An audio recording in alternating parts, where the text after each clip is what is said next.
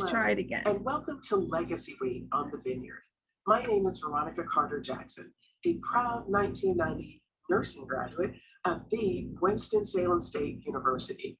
Today, we are so proud to have our university featured on the virtual art stroll of HBCU art collections presented by Valerie Cooper, our tour guide for today from Picture That Consultants. Founded in 1892, Winston-Salem State sits on a beautiful 117-acre campus. Today, we are featuring Diggs Gallery. This gallery is featured as one of the top African-American galleries in the region. So if you'd like more information, please check us out at wssu.edu. So if you're hanging out in Martha's Vineyard or tuning in from your office or your home, please enjoy today's feature of our Diggs Gallery on the campus of Winston-Salem State University. Enjoy. Now, this presentation is also one that I give to lots of organizations, and it has to do with, again, the importance of HBCU art collections, as well as sort of the whole notion of HBCUs overall. I'm going to assume that everybody on this particular session knows what an HBCU is, but I have to tell you, often I'm talking to audiences and they don't. So just in case, I want to make sure that we have a level playing ground. So just in case there are one or two out there, you don't have to say who you are, who don't know the formal definition of an HBCU, I'm going to share a slide. Well, you're welcome to screenshot it with the definition. I'm also going to say a few words about why these HBCU art collections are so important.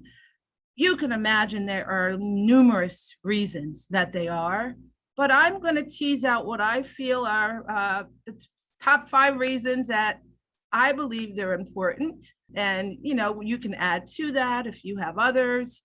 And then we are going to talk a little bit about a project that I'm working on that is really important to me, which is another reason why we're here today. We are working really hard as a company. My company is Picture That Art Consultants, to bring you access to these collections that have otherwise not been accessible unless you were able to drive to Florida, to Bethune-Cookman, to Ethel Waters, to Florida A&M, unless you were able to drive to Arkansas, to Pine Bluff, to drive to Prairie View. Hey, Ann Johnson, I see you out there. To drive to Spelman. Hi, Ann Collins, I see you out there. So, what if digitally the collections became accessible through their own universities, scanning and making the objects available in a digital fashion? What if we overlaid that with the web portal that allowed you to then virtually search, bring back results? Imagine what the results would look like if we were to search on the artist Hale Woodruff across all HBCUs. Ann Johnson knows what she has. Ann Collins knows what she has. Howard knows what they have, but my goodness, what would come back? We may have a worldwide retrospective that we can't even imagine right now, with all the treasured Hale Woodruffs, Jacob Lawrences, Joshua Johnsons across HBCUs. So over the next few minutes, we're going to talk a little bit about, again, the history of the HBCUs, importance of the collections, and then we're going to hear from our guest speakers. We have one that's confirmed. We have another. I hope she allows me to call on her. And again, this is meant to be interactive. So we'll let you know when it's a good time to ask questions. And we're going to start right now. So again, welcome. I am Valerie Cooper, for those that are coming in late. The founding owner of Picture That Art Consultants. Started the company in 2002 after a 15-year technology career with Goldman Sachs. So my real background is software development. It's managing large-scale digital technology projects globally. In the Americas, Europe, and Asia is where I spent most of my time. My partner is Anthony Green. Anthony runs our Southeast Region office, which is based in Atlanta. We're very proud to have opened that space during the pandemic. And Anthony has a 40-year background in the areas of insurance and risk management. And you can imagine that both of those are very important concepts with respect to art collections, making sure they're properly insured, making sure that risks are mitigated. And also he extends those two concepts, insurance and risk management consultants, to many other assets in addition to art. So a little bit about us. Again, you saw the greeting welcome video from Veronica Carter. HBCUs, we're going to look at a working definition and briefly talk about the importance. You've heard about HDAP, and Collins is here, and then we'll have questions and answers. So what are HBCUs? This is a working definition, and I think it's important for you to understand that there's a Higher Education Act that was created in 1965, and basically it defines an HBCU as any historically Black college or university that was established prior to 1964, whose principal mission was and is the education of Black Americans, and that is accredited by a nationally recognized accrediting agency or association determined by the Secretary of Education to be a reliable authority. And I'm not going to read the whole thing, but I think what's important here is established prior to 1964 is important, and also the accreditation process. We know that a lot of the first HBCUs are no longer around. They don't exist any longer for various reasons. We also know that several are in the process of becoming or getting reaccredited. They're going through the reaccreditation process. Two in particular I'm very excited about are Bennett College and also Morris Brown. So it's not once an HBCU, always an HBCU. There is a process that these institutions have to continuously go through in order to meet this criteria. And I'm pleased to say that, the majority of the HBCUs that we know today, at least in my era, are surviving and will be here for the duration because they're strong now. They're stronger now than they've ever been. And we're very proud of our HBCUs. I'm a graduate of Morgan State University, but I'm also quite fond of several others that I have relationships with. Okay, so now that you have a working definition of HBCUs, let's move on. All right, so we talked about the importance of the art collections on these HBCU campuses. Why are they important? Again, there are numerous reasons that I'm sure we could all think of, but the top 5 that I'd like to share. First, the HBCUs were they were the very first repositories for African-American art. And I say, one of the first. My guess is that African-American churches perhaps also stored art, especially the AME Church. But largely the HBCU art collections on the campuses of HBCUs were the keepers of these precious gems and jewels and treasures. The second reason that these HBCU art collections are so important is we were the first patrons to purchase our art, the work from our artists. When the majority of institutions, museums and the likes, excluded African-American artists, we endorsed them, we supported them, we patronized them. Hampton was Institute at the time, actually purchased some of the first Tanners. Howard, through the Porters, purchased Edmonia Lewis, and we looked at that in a talk yesterday, Forever Free, a beautiful marble sculpture that is, unlike any other. And then many other HBCUs followed suit. So we were supporting our African-American artists. The HBCUs were through purchases, and many of the art collections were housed in libraries. A lot of the HBCUs in the very beginning did not have formal museums or galleries. They had libraries and other locations that, were places where the art was displayed. The third reason that I I'm arguing the HBCU art collections are extremely important is that they are going to help correct the narrative of American art history, where Black artists were systematically excluded from the American art canyon. We just weren't included. And I think back to why I really did not like history a whole lot in school. I hate to admit it, but I just was never talked about. I wasn't referenced. It was just so uninteresting to me to learn about other cultures and not myself.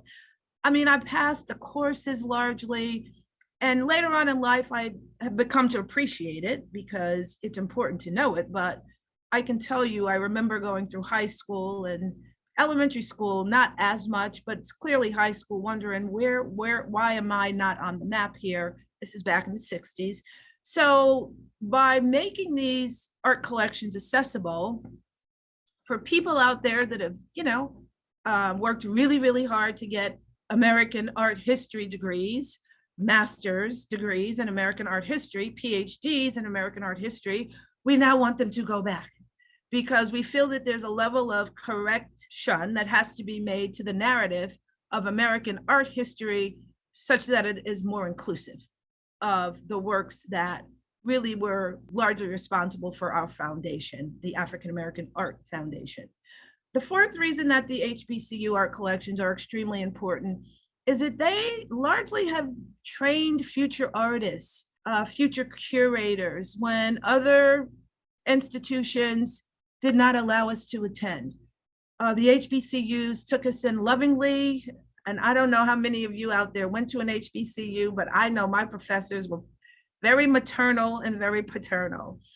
They would address you, sort of in a mother-like fashion, and kind of tell you, in order for you to get out of my class, you're going to have to really work hard because I'm not letting you just pass. And they really had a genuine interest in your success. Same thing for the art department, which formed in the very beginning stages at some of these HBCUs. And a lot of the current artists that you know about, David Driscoll, Elizabeth Catlett, Lois Mayo Jones, they were former students at some of these HBCUs, and then they became professors, and then they were artists, and then they along the way they have left lots and lots of wonderful paintings and objects on the campuses, which is another reason why these campuses have such rich treasures of works by African-American artists. And if you ever have an opportunity to visit the institutions, I suggest you do. But because in today's day and age, it's not practical to drive to all 107 HBCUs, through our HDAP project, our goal is to bring them to your desktops. So the last reason I'll mention in terms of the importance of HBCUs has to do with a lot of the sort of noteworthy beginnings that were made relative to milestones. And the three sort of leaders of the pack in terms of the first art collections, Hampton University, again, was the one that started patronizing Black artists, buying the Tanners. Howard was largely known for lots of things, but it really was one of the first collections who was run by the art department that primarily was made up of African-American scholars and professors. They created their own. And then last but not least, Atlanta University, which we now know as Clark Atlanta, was a major force to be reckoned with, largely because of Hale Woodruff and his contributions and all of the wonderful exhibitions that he curated and the mark that he made. And I'm going to ask Ann Collins-Smith to say a little bit more about Hale when she gives her talk about Spelman College. So these are just a few of the reasons. There's several others I'm sure you can think of, but it's extremely important for us to pay attention to the art collections that are on the HBCU campuses. And we know that there are 107 HBCUs that are in existence today. If we just take a look at, where they are, they're all over the country, but largely concentrated as far north as Pennsylvania. The southern states are Florida, and then also Texas. But they also we also have an HBCU in the US Virgin Islands, and there's one in California. that I have recently learned about that I was not aware of. So there you have it. There you have it. So a little bit about the history. At this time, I'm going to ask our guest speaker, Ann Collins Smith, to join me and say a little bit about yourself. Again, Ann is the interim director and the curator of the Spelman College Museum of Art. She is going to talk to us about, the relevancy of their collection. And Ann, when you're ready for me to share the screen, let me know, and I'll be happy to do so. All right, thank you. Good afternoon, everyone. Thank you to everyone who has joined us for this evening, this afternoon, actually. I am speaking to you in New Orleans, but my background is the Spelman College Museum of Fine Art. This is from our last collection exhibition, Presence Meditations on the Spelman College Collection. This exhibition was presented in cohort, in allegiance, in as a tete-a-tete, in alignment, in the ethos of the exhibition Amy Sherald that we also presented. It's also important to note that Amy Sherald is an alumna of Clark Atlanta University, and she took a lot of her courses at Spelman College. So in the 1960s and 70s, the Atlanta University Center. Well, I'll start at our founding and just tell you about who we are and how we got to be. So in about 1931, so it's been 90 years, everybody, the art department was founded for the Atlanta University Center. Dr. John Hope, who was the president of Morehouse, who became the first president of Atlanta University, now Clark Atlanta University, hired Hale Woodruff and another artist, Nancy Elizabeth Prophet, to come and start an art program. That art program would serve all the colleges of the Atlanta University, which we now know of Atlanta University Center as Atlanta University Center. So Hale Woodruff and Nancy Elizabeth Prophet worked on Spelman's campus. We were really a cohesion at that time, and we are moving towards that way again. So they worked at on Spelman's campus, but they served a lot of students throughout the AUC. In the 1960s, the administration thought it best to form something called the Atlanta University Center Coordinated Art Program. And the Coordinated Art Program divided the various methods and media of the practices within visual arts making amongst 3 schools. So Spelman was in charge of painting, drawing, sculpture, and art history. Clark Atlanta was in charge of printmaking, photography, and we know they have a great film program. Spelman also has a great documentary film program. And Morris Brown was responsible for art education, applied arts, and ceramics. So Amy Sherald, as part of the coordinated art program, took a majority of her courses at Spelman College. So this exhibition really features a lot of our most contemporary works, or the latest works to feature our in our collection, to enter into our collection. So behind me are works by Lorna Simpson, Toyin Oji Odutula, Makita Ahuja, Vanessa German, who I am speaking with Friday at Yale University's Art Gallery, and Bernie Searle, who's a South African artist. So Spelman and the story of its collection begins really in the 1930s, and they begin with the works of Hale Woodruff. Valerie, we can just show the slides now. So they begin with the works of Hale Woodruff. And during the time, Hale Woodruff created this wonderful series of linocut prints that were of the city, that showed the surrounding areas of the Atlanta University and around the campus, and also of campus buildings. So those are the first works to enter our collection. Let's stay here. So this is a work by Beverly Buchanan, who is an alumna of Bennett College for Women. And so those works, a collection of her works entered in 2012. And just finally, like as of 2000, the latter 2000s, due to an exhibition at the Brooklyn Museum, Beverly Buchanan is finally reaching or experiencing the renown that she has so deserved, so deserved. And so what we do know is that a lot of, as we would call mainstream institutions, are really paying attention to her work. So shout out to Beverly Buchanan, who is an alumna of Bennett College for Women.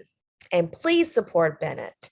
This work is by Deborah Roberts. Deborah Roberts is an artist from Austin, Texas. This name of this work is called Grills Not on Me.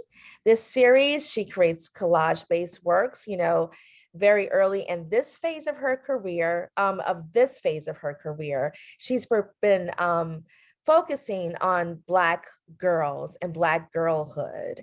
And so this series is about an answer to the hip hop culture that we find ourselves in, about the objectification of Black female bodies and Black women and little girls. So it's like, you know, you can have your grills, but not at the expense of my complete personhood.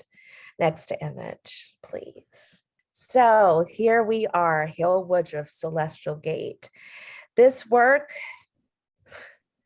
is probably one of the most prized works in our collection. Hill Woodruff always really wanted to do landscapes, but in here he looks to Africa as a source of inspiration. We see here a Dogon door of Mali. We see various figures such as like the Shango axe.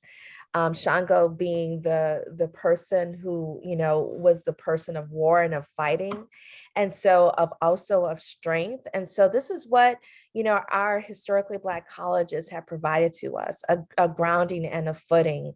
And so to look at Africa as a source is really, really important in this painting. Yeah, we have a lot of Hill Woodruffs, which I love. So we have several paintings. Several will be on view. So if you get to travel this year, everybody take care of yourselves, consider others. There will be Hill Woodruff, one of his abstract expressionist paintings like this for figurations at the Dixon Gardens and Museums in Memphis, Tennessee. And another one will be at the David Driscoll Center in Maryland for an American Landscapes exhibition. So yes, so Celestial Gate. So here, Woodruff is really contemplating his life, right? And celestial, we mean heavenly, but also we see kind of this crossroads. And we particularly often find ourselves in crossroads. So he's looking at various influences, not only African art, but also abstract expressionism as well. And so he has perfectly blended this maybe creolized self or this syncretized self or this African American self to talk about journeys and crosswords and to getting to heaven or heaven on earth where we all are. So Hill Woodruff was critical to the founding of the art department at in the Atlanta University. And what he also did was that he founded the Atlanta Annuals, which were annual exhibitions, juried exhibitions of African-American artists, and Clark Atlanta University, now Clark Atlanta University, had purchased prizes and purchased some of those works. And so Clark Atlanta has a formidable collection of African-American artists from the 30s through the 60s. Also, he taught other artists how to establish art departments elsewhere at HBCUs throughout the United States, namely John Miller Howard at University of Arkansas Pine Bluff. So this is the Spelman College Museum of Fine Art. I was speaking of several of the paintings you see. This is from our exhibition, Showcase and Tell, Treasures from the Spelman College Collection. Spelman College collection contains works by Hill Woodruff. You see two works on the left, Celestial Gate, which you saw before, and Four Figurations. It's my thinking, and there are 3 or 4 versions of Four Figurations, and Yale University has one of those versions. But it's my thinking that it is his abstracted version of the card players, which was a familiar trope kind of in the early 1900s.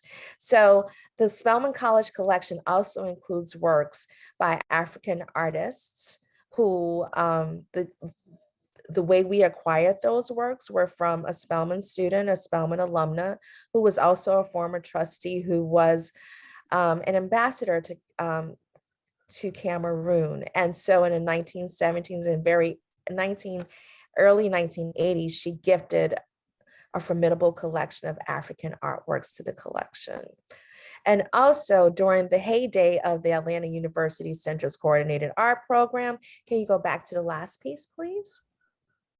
Thank you, ma'am. We also had this artist in residency, and one of those artists in residence was Barrington Watson. Barrington Watson was at Spelman near the time of King's passing, and King Martin Luther King Jr., a Morehouse alumnus, his body laid in state in Spelman's Sisters Chapel. And so the painting of Martin Luther King was commissioned to commemorate that moment, and it used to hang in Sisters Chapel. And so now it is in our safekeeping. When Sisters Chapel was renovated in 2005, there was no longer space for the painting to be hung. So it's in our safekeeping. Also, I must mention that earlier this year, his son, who is a great sculptor, Basil Watson, created a sculpture of or a statue of Martin Luther King that's now at the intersection of Northside Drive and Martin Luther King Boulevard in Atlanta. And so this is the other end of that exhibition. What is really kind of ironic is that it seems as if I divide this exhibition by male and female artists. The Spelman College Museum's mission is to highlight works by and about women of the African diaspora. So before you, we have works by Iona Roselle Brown, who looked at the influence of hip hop culture in Japan. Another artist, Amalia Maki, an Atlanta native and the preeminent scholar on the works of Nancy Elizabeth Prophet, who was also one of the founders of the art department, and is just really being discussed. In the foreground, we see works by Selma Burke, who left her estate, bequeathed her estate to Spelman College.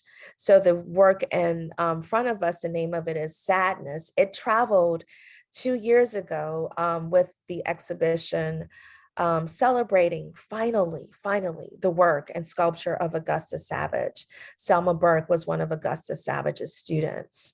We also see one of our other beloved works, Grooving High, a quote, one of the story quotes of Faith Ringgold. And I must mention the artist Valerie Maynard. The name of that work you can't see, it's a black and white print, G. Clay Clint print. It's called Give Me Another Heart. This one has been broken too many times. All right. So this work was given to us by one of the founders of the United Negro College Fund, the Adolph Burrell.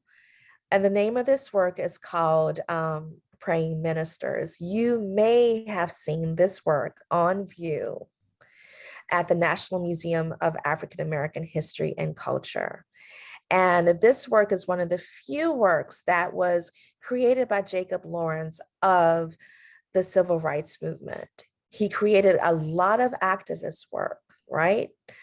But this is one of the few works he created of the Civil Rights Movement. That being because what he knew of the Civil Rights Movement, he saw on television. Jacob Lawrence was from New Jersey, so he was not on the ground here. So this is one of, probably one of the highest values works in our collection because of its rarity of its subject matter.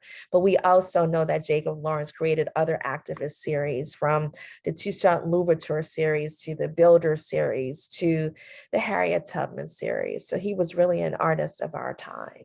All right, so from this view, if you're looking from this end, you would, from what's my background is, This is the other end of the exhibition. So you get to see the Iona Brown, Rosie Brown again, and you get to see the Amy Sherald exhibition, which we were so pleased to present. And, I lament that we have not been able to acquire one of her works. So what you see on the work is planes, rockets, and something in between on the left. And that's one of the works, like she just had an exhibition at her gallery. I forget the name of it. I'm sorry. And she's beginning to, incorporate landscapes into her work.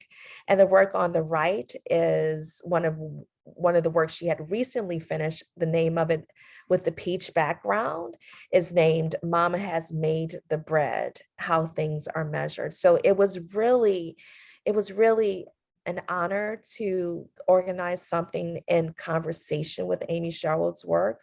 We were students at the same time, and she is a story of a person, Hauser and Worth. Thank you, Stephanie. She was a student who, we were students at the same time, and just her journey is really, really one for the ages. I mean, really one for the ages. To your right, you see another recent acquisition, which is also behind me, a quote by one of the quoters of G's Bend. At Spelman, in the class we teach, Minding the Museum, we're reading Bridget Cooks's essay, Back to the Future, that highlights the women of G's Bend. And people are asking, and they've come to some renown because the works, their quotes, are very modernist and very sophisticated, although these women have been kind of marginalized because of geography and where they live, and just by being distant, how do they create such work? And so what Dr. Cooks lifts up is their technology is their spirituality. So that was really warming for me. So speaking of the Spelman College collection, so the Spelman College Museum of Fine Art is to highlight and present works of women of the African diaspora. And we've been very blessed to be able to honor that mission and to focus on that mission. And that mission is not one that ostracizes or leaves out. I would feel that it's very inclusive.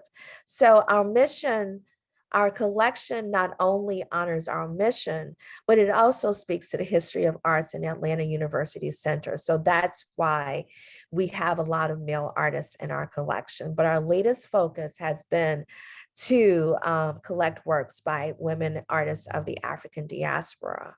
So in the foreground, you see a work by a Spelman College professor. Her name is Charnel Holloway.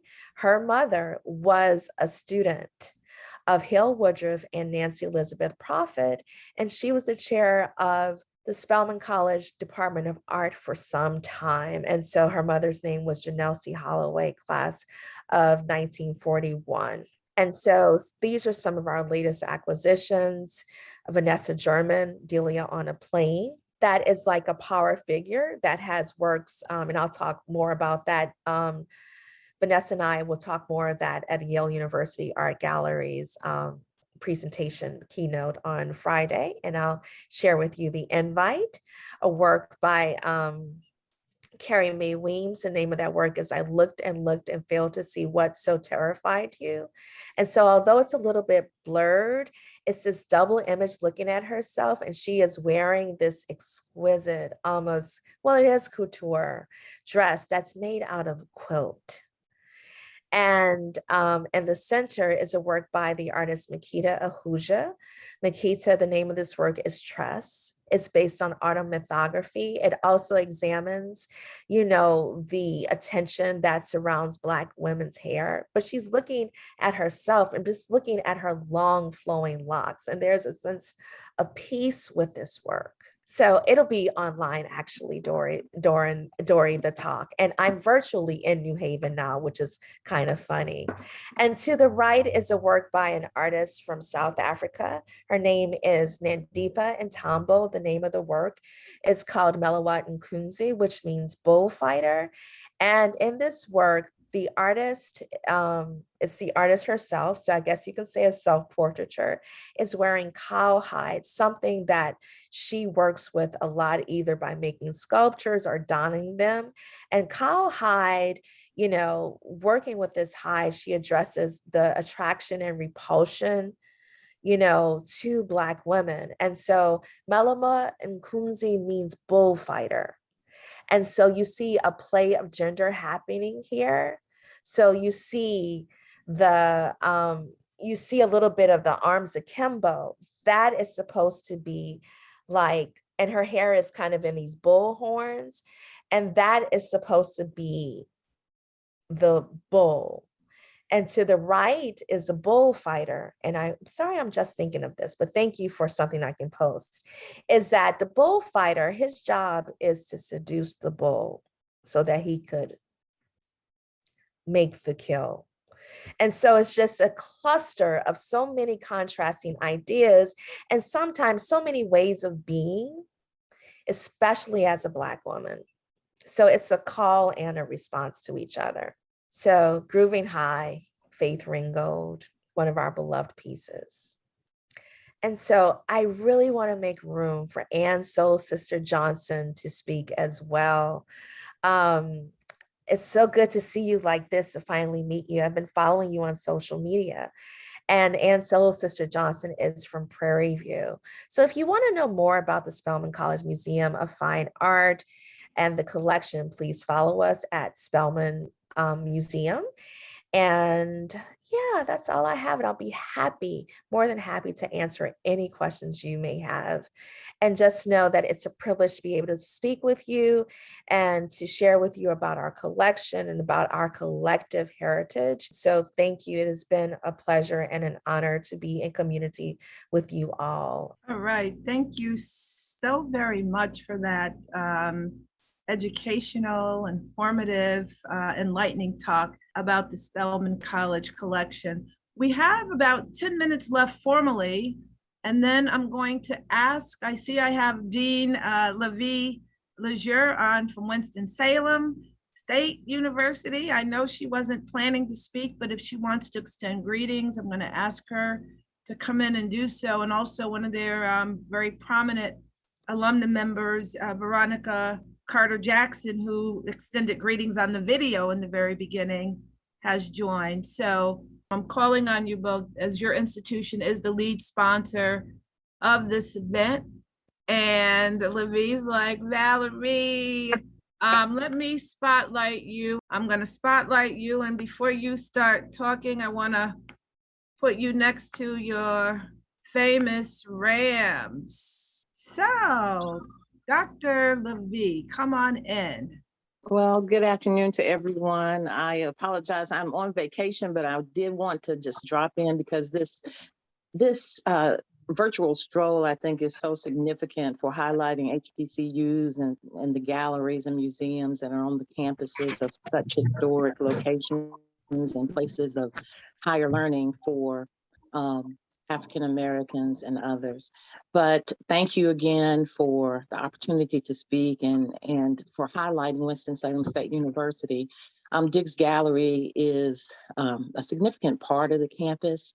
And at the time, we do not have a director, and the gallery is under my auspices, but there is significant work there and pieces and collections that have been a part of our community for several years. And we welcome the opportunity to be a part of HDAP and to definitely be a part of the stroll. So good afternoon, everyone. And I hope you enjoy the collections there by Biggers and others. Thank you.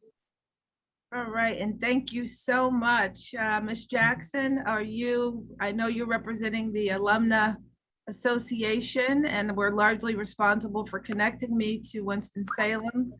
And I'm scrolling through some of their art so that you can see it as they come in and extend greetings. As Dr. Levy mentioned, they do not have a curator at the current time, but they're working on that. And these are some of the outdoor monuments that you'll find on the campus. These are very famous, world-renowned, large-scale murals by John Biggers, who was a North Carolinian. He's from North Carolina himself. And he actually has works on several of the HBCU campuses. And note that these works incorporate a lot of different disciplines, mathematics, science, mythology, folklore. And so just, make sure you take the time to learn more about John Biggers if you don't already. And just a little stroll on the campus of Winston-Salem State University, famously known by their mascot, which are these Rams, the Rams. Okay. Yes. So, Veronica, are you there? If not, I'm going to ask Anne. Yes, I am here. Is that Veronica? That is, yes. Okay, yeah, come on in. We played your video earlier, but now you can actually say a few words in person on behalf of your fabulous institution. Thank you so much. Thank you, Valerie and Picture That Consultants, for creating this platform for the HBCU art collections. There's so much to share, and in the age of the pandemic, not a lot of people can come in person to really see what we have to feature. So I, as an alumna of Winston-Salem State University, I am very proud to join Dr. Lejeune and others in showcasing the beautiful art collections on our campus of Winston-Salem State University, located in Winston-Salem, North Carolina. So on behalf of all of our alumni who are hanging out in Martha's Vineyard for Legacy Week and throughout the country, and our National Alumni Association, led by Regina Caston, students, administrators, we thank you. Thank you for allowing us to share with you. And we look so forward to doing more of this. I think this is really incredible. So thank you. Thank you so very much for coming in. So last but not least, I'm going to ask Ann Johnson, who I'm so pleased that she could make it. She wasn't sure. While she's coming in, this is just a roadmap of all of the HBCUs that we hope to connect. Ultimately, you can see that they're located in so many different states. But in case you're not aware, I'm going to scroll all the way down to Texas. Where are you, Texas? Texas has 10 HBCUs, and one of them is Prairie View A&M. And if you haven't been there, you must visit. Ruth Simmons is the current president. She is a fabulous scholar, art lover, and has really worked wonders for Prairie View thus far. So Anne, where are you? There you are. I'm going to spotlight you. And why don't you introduce yourself? And Anne's also a fabulous artist. Thank you. And please forgive me. I had a procedure yesterday, so I'm on that good. So I might say something strange. But my name is Ann Johnson. I've been a professor at Prairie View for over 20 years, also Prairie View alumni. But I am also a practicing visual artist, and myself and Delita Martin, who is from Texas Southern University, we have work at the Nowhere Gallery on the island. So if you are there, please swing through. I wasn't really prepared to make a big speech today, but thank you for having me, Valerie. Prairie View is right out on the outskirts of Houston, Northwest Houston. We are actually a former slave plantation, turned initially Prairie View Negro College. We are under the Texas A&M system, but we are still our own university. We are in the process of really documenting our university. As Valerie could tell you, a lot of times with HBCUs, works get lost. They just they end up in people's living rooms, in their offices. So we're trying to handle all that. We have just a spectacular president of Dr. Ruth Simmons, who puts her energy. She's very art friendly, which is to our benefit. In our collection, our African art collection is interesting because we have a large number of works that were donated to us from the Department of Game and Fish. They called us from the airport and said, we have this work we'd like to donate. If we can't donate it, we're going to burn it. Do you want it? So we went, and we have several Nikisis and lots of original African works. What we have on campus now is we have a very rare Sam Gilliam. I'm sorry, Valerie, I'm not speaking on what you're showing. No, I know you weren't prepared to, so I'm just giving them a little sneak peek Okay. at the background as you talk. So just, Okay. you want All me to go to anything specific though, let me know, but otherwise I'll just cycle. Okay, I'll just tell you the probably the most prominent pieces. We have a couple of Hale Woodruff's woodcuts and lino cuts. We have a rare Romare Baird tapestry. We also have Sam Gilliam, one of his structured sculptural paintings. You know, when you hear Sam, you think of his draped works, but we have one of his older works. And we also have a very large Richard Hunt on campus. We have prints by Elizabeth Catlett. She actually taught at Prairie View before she went to Dillard. So we have some of her works, and the Aaron Douglas pieces that you saw when they had one of the Texas exhibition fairs, you know, like they have the World's Fair in Texas. We actually had a Aaron Douglas mural on campus while he, of course, he was at Fisk, and he did it for the Texas Exposition. But through time, those pieces have been separated and or destroyed.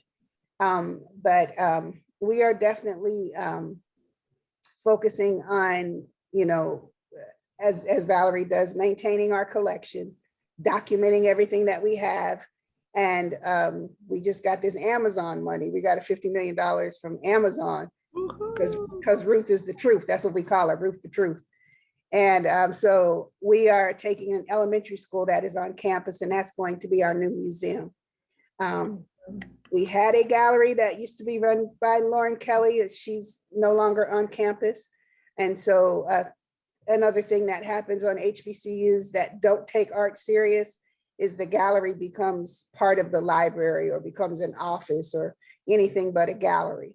So we are in the process of changing that. And hopefully, you know, we can start doing, I love what Spelman does. I just love what you guys do. Your students travel, you learn how to curate. You got great girls coming out of there that are now curators. And so fine art is not a major at Prairie View, digital media art is. So it's my job as one of the fine art professors to keep everybody woke. And so I'm on all the committees, but hopefully that's a brief for you about Prairie View. But we are doing what we do. Soon we are in the process now of creating a public art piece for Sandra Bland. We've been taking our time on that because it has to be done right. You know, it's nothing we just want to throw together. So that will be coming along soon as well. And you can see some of the works, the tapestry, the sculptures, and some of the African art pieces. All right, so I'm gonna stop here. I mean, as you can see, we could go on and on and on and on. There's just so much rich history that, you know, that's out there for us to learn about the HBCUs themselves, and in particular about each of the geographic nooks and crannies that they're located in. So if there are any HBCUs out there that you have relationships with, send them our way. We only need a few works. It doesn't take a lot of money or effort to bring them into the fold. I want to just formally thank our guest speakers for today, and Colin Smith, the interim director and the curator of collections for Spelman College Museum of Art. And I cannot thank you enough. And she is a curatorial studies expert. And once HDAP is complete and it's accessible, we're then going to build education curriculums around it. And I'm putting it out there. I'm hoping she will say yes when we invite her to help us shape and round out our curatorial studies program. And Ann Johnson, we have a role for you too. I'm gonna let you recuperate. I know you are a little under the weather before I spring something else on you. Thank you. Yes, exactly. But it takes a village indeed. And couldn't be happier to have partnered with Winston-Salem State University. Thank you again, Winston-Salem, for supporting me legacy on Martha's Vineyard event, and also for, being our newest entrant to HDAP. We are so thrilled to have the Rams in the house. Excited about it. Thank you. Yes, and Veronica, thank you. Again, I'm going to say thank you all. The comments in the chat are just wonderful. I'm going to enjoy reading them. The event is in the art stroll on the vineyard is officially over. You guys enjoy the galleries in person if you're on the island. Be safe up there. Social distancing and masks are still a thing that we all have to pay attention to with these rates going up. Hope to see you back again for our next event, and do share your email addresses that you'd like to be contacted at further so that we can invite you back for future programming. Thank you again.